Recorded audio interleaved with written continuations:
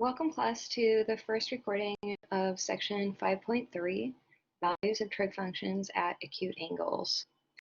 In this first problem, we are going to derive the formulas for the values of the 6 trigonometric functions evaluated at the angle pi/4 radians. And as you can see, it's important for you to memorize these values after we find out what they are. Okay, so we know that what the trig functions are is the ratio of the side lengths of a right triangle with that angle in it. So let's start by drawing the triangle.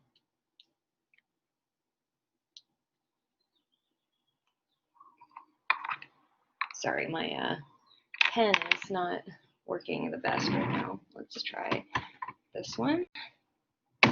Okay, there we go, perfect. Okay, so this is our right triangle, and we need to have the angle of pi/4 inside of the triangle. So basically what we know is that this angle is equal to pi/4. And then we can think about the fact that the sum of the angles in a triangle have to equal to pi, and so that means that whatever this angle, this other angle, theta is, we know that it's going to equal to pi, it'll equal to pi minus the 90, which is pi/2, minus the pi/4 that we're given. So this one is also equal to pi/4. And this is the key, is to realize that both angles in this triangle are in fact equal to pi/4. Okay, so once we have this fact, then we can name the angles, or excuse me, we can start to name the sides. So let's call the hypotenuse by C, and let's call this side by A.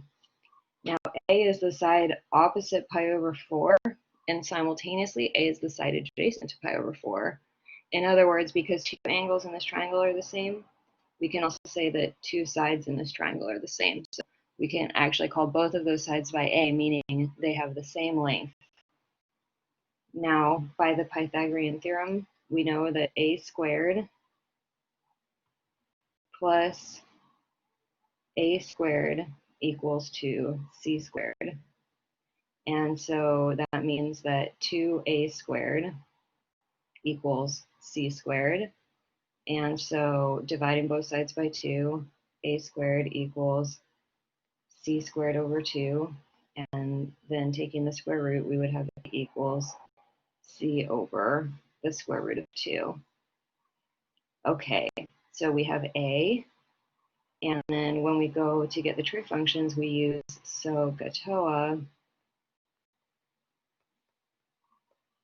which means that sine is opposite over hypotenuse, cosine is adjacent over hypotenuse, and tangent is opposite over adjacent to find sine, cosine, and tangent.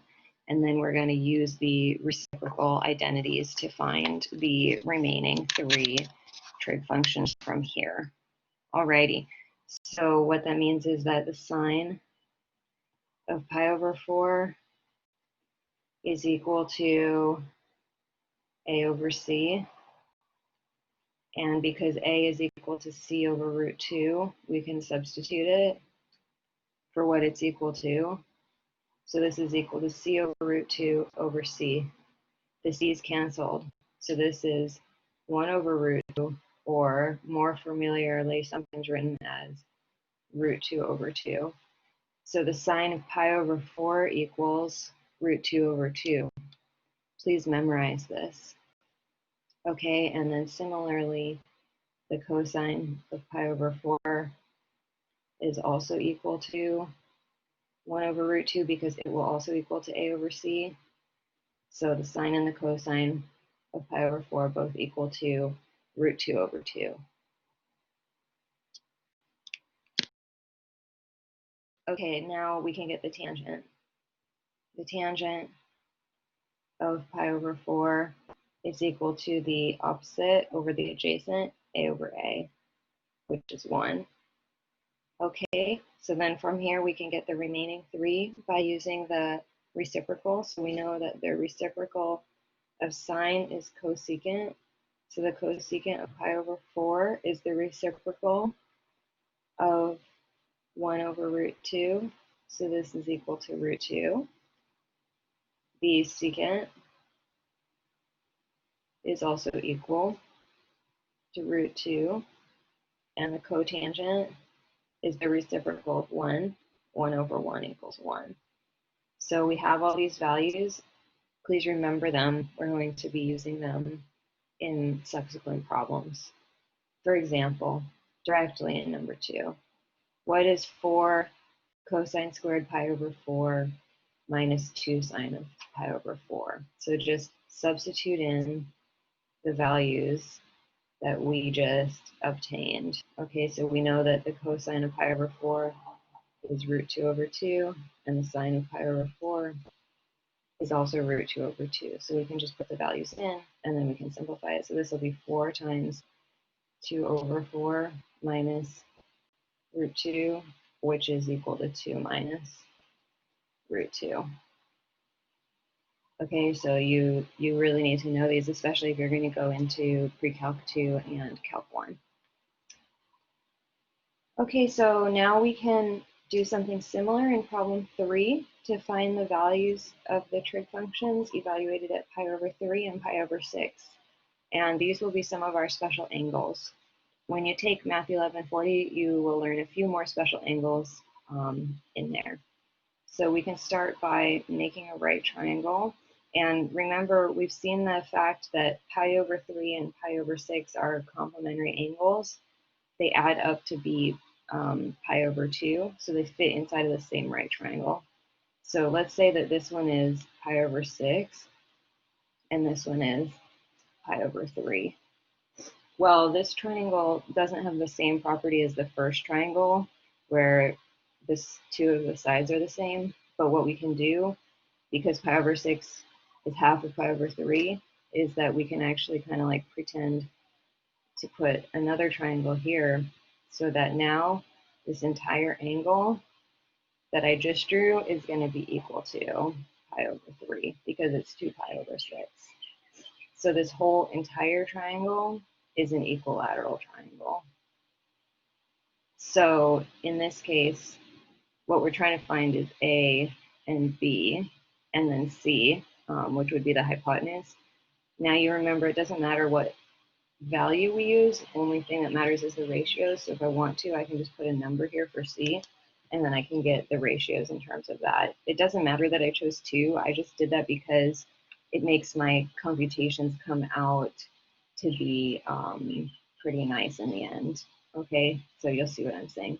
So A is just for the small triangle. That means that I have another A here. So what that means is that totally, since this whole big triangle is an equilateral triangle, I would have that 2A equals 2, which means A is equal to 1. So now I'm ready to consider the small triangle that I'm actually interested in, with pi over 3 and pi over 6 inside of it. So by the Pythagorean theorem, I know that 1 squared plus b squared equals 2 squared. Simplifying, 1 plus b squared equals 4. Subtracting 1 from both sides, b squared equals 3, and therefore b equals the square root of 3. So now, finally, we are ready to get all of the values of the trig functions evaluated at pi over 3 and pi over 6. So maybe what I can do is just make a little table so that it's easier to keep track of. Okay, so for theta equal to pi over 3 and pi over 6, we'll find the sine of theta, cosine, tangent, using SOHCAHTOA, and then we will use the reciprocal identities to get the cosecant, the secant, and the cotangent. Okay, So first of all, if I'm looking at pi over 3, so in this triangle, if I'm looking at pi over 3, then the side that's opposite of pi over 3 is b.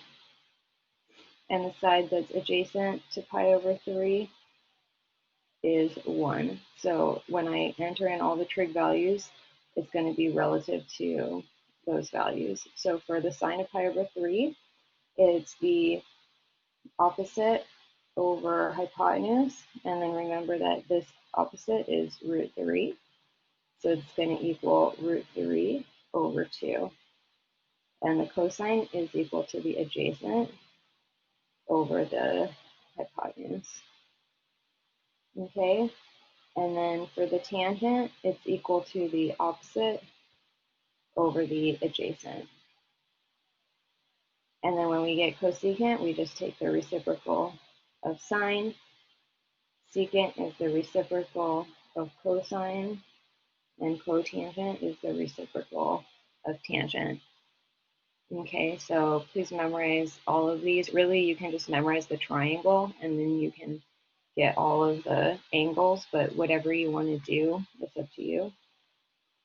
And then now when it comes to pi over 6, I'm going to change my highlighting that I had there. Okay, so now when we're talking about pi over 6, we need to use that as our frame of reference. So the side that's opposite of pi over 6 is length 1, and the side that's adjacent of pi over 6 is root 3.